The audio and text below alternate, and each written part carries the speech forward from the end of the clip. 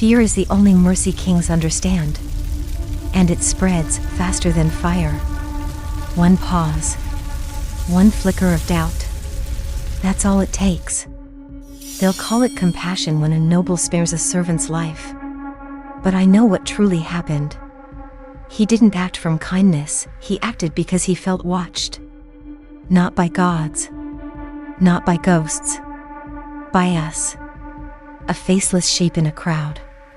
A child who stared too long. A symbol carved where none should be. That is our blade, silence sharpened by fear. They'll never see us coming. But once we move, they'll feel us everywhere. I stood in Bravos that night, tracing rain down cracked glass. My map of Westeros spread before me like an open wound.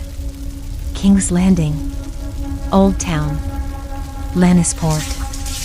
Places that fed on blood and never choked on the taste. I didn't plan invasions. I marked infections. We wouldn't conquer. We would corrupt. Let their lords whisper. Let their queens lose sleep. Let their guards turn on each other. We will bleed into their walls, one breath at a time. A scribe plants a letter. A servant pours the wrong wine. A look. A pause. A hand that shakes when it once struck clean. And still, silence is not always loyalty. One of mine moved too soon. A noble choked. Blood spilled. No orders given. No signal lit. Kael watched from a rooftop. His face unreadable. A shadow acting without a command. And I stood beneath him, unseen.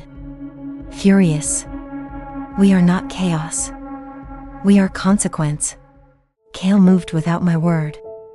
Took blood without balance. That is not rebellion. That is noise. We do not serve the many-faced God. We serve no gods. Only the reckoning of truth and silence. But I wonder, when we trade faces and names, what part of ourselves survives? They once called me no one. But I remember everyone. The girl I saved from the market now walks like a lady of court. Her tongue sharp, her eyes sharper. She wears her mask well. Too well. The boy who begged for a chance now slips poison into cups with trembling fingers. He cries after, but not before. I trained them to become ghosts. But ghosts do not weep. They say change takes fire. I say it takes frost, slow, creeping, inevitable. A raven arrived from the north. No name. Only a symbol burned into parchment, a wolf, with no face. I read it once, then burned it. Sansa knows. She sees the shift. She feels the shadows. She was raised by wolves. She'll know how to sniff us out. But by the time she smells blood, it will already be drying. I do not fear discovery. I fear becoming the thing I set out to destroy. What is justice when you must kill children to serve it? What is mercy when your silence leaves monsters on thrones? Kael's blade cut too soon, but it showed me a truth.